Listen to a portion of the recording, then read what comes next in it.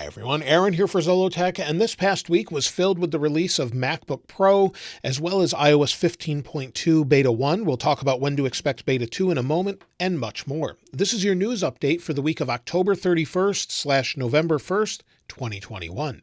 And the first thing is, today Apple released the new HomePod colors they talked about in their recent event. So there's 3 new colors available. We have yellow, orange, and blue. No fancy names there, and they come in at $99. So the same sort of price as the other HomePods, they just come in new colors now. So again, space gray, blue, yellow, orange, and white are now available. So those are available. Also, along with that, today Apple also released, or Beats released, a new Beats Fit Pro. Now these were the last generation, but the new Beats Fit Pro have active noise cancellation, transparency, adaptive EQ, spatial audio with dynamic head tracking, and the H1 chip, so you can use the word Siri with the word Hey in front of it and it will recognize that, and also is supported in the Find My app. So those are available now as well at $200. So you can pick those up if you wanted a new pair of headphones and you didn't want the new AirPods. Now if you've already installed macOS Monterey, some people are experiencing RAM issues where they're actually having a memory leak where applications are running for a long period of time in the background. So I would expect an update to address this fairly soon. It seems to be a fairly common problem for some people, and maybe you could be having something like Firefox or Safari take up 50 gigs of RAM, even though it's not doing anything. So hopefully they'll address this very soon. We'll talk about updates in just a moment. Also, people who are on macOS Monterey have said that their USB-C hubs no longer work properly. Not all of them stopped working, but some of them did.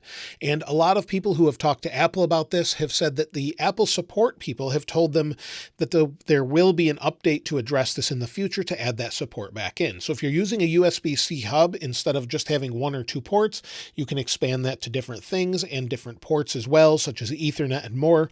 And so it looks like we should have an update again, not only addressing a memory bug, but also that issue as well with USB-C hubs. Now, Apple today also released tvOS 15.1.1. This is available to the public. However, with all of the memory leaks and things that we're experiencing with macOS Monterey, I would expect iOS 15.1.1 very soon. However, it's not out at the time of this video.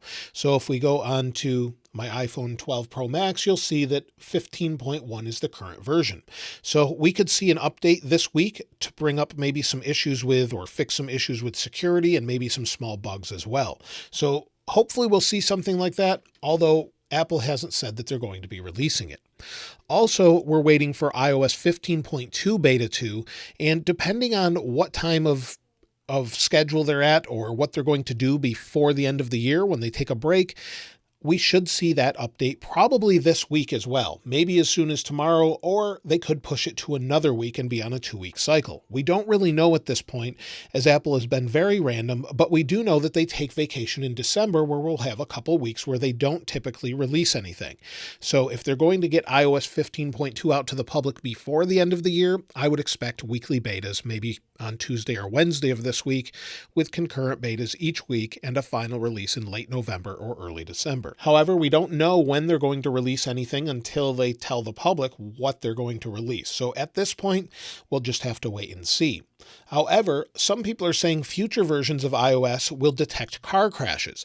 This seems to make sense since you have emergency SOS built in, and the Google Pixel actually does this as well. If you get in a car crash, it can detect that sort of movement and then contact an emergency service person so that we can get some help. So we could see that coming to iPhone. It makes a lot of sense. Of course, you could disable it if you want to. Currently, we can do that by holding down the power sleep wake button or holding volume down or volume up, and then getting to the main screen where we can slide over the emergency SOS for help. It'd be great to have that car crash detection in the future. Now, iPhone 13 production is still having some issues, and they're trying to catch up to meet demand for the holiday.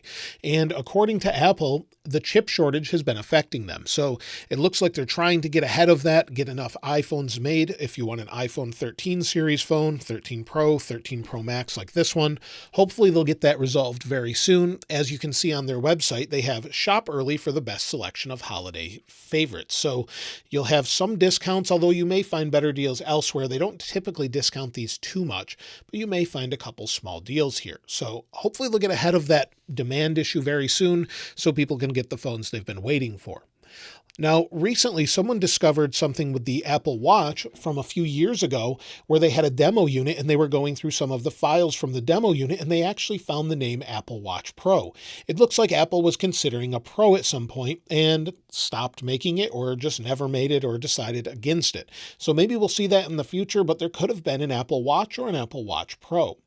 And already people are talking about Apple Watch 8. Quite a few people were wrong about the Apple Watch Series 7 getting a full redesign this year, and some people are talking about Apple's Apple Watch Series 8 already. I'm kind of hesitant to believe any of this, but there has been a rumor that they're going to come in 3 sizes with the Series 8, where there would be a regular version like these and then a rugged version as well. So that's from both Mark Gurman and Ross Young, who have been fairly reliable talking about future products, but we'll have to wait and see. We do know that Apple is working on blood pressure monitoring, glucose monitoring, temperature, and sleep apnea detection. Now, whether or not they can get those into these devices or future devices, of course, we'll have to wait and see. Things like blood glucose would be revolutionary, so I would love to see them do that for people that need that for diabetes or other issues. And it would be great to have that detection built right into your watch, but hopefully they can figure this out and get that out there to help more people. But right now, we just know they're working on it from general patents and things. Now, as far as future Apple products, according to Dylan DKT, the iMac Pro is coming in 2022. I would expect that. That doesn't seem to be much of a surprise since we still have the iMac Pro or iMac coming up with a larger display, and we also are waiting for updated versions of Mac Pro with those new chips in it. So Dylan DKT is saying to expect the M1 Pro and M1 Max chipsets similar to what we have in the new MacBook Pro, as well as dark bezels and have a similar design to maybe current iMac, but with those dark bezels and a Pro Display XDR, somewhere in between those. That makes a lot of sense, and hopefully we'll see those early next year, although we're not exactly sure when.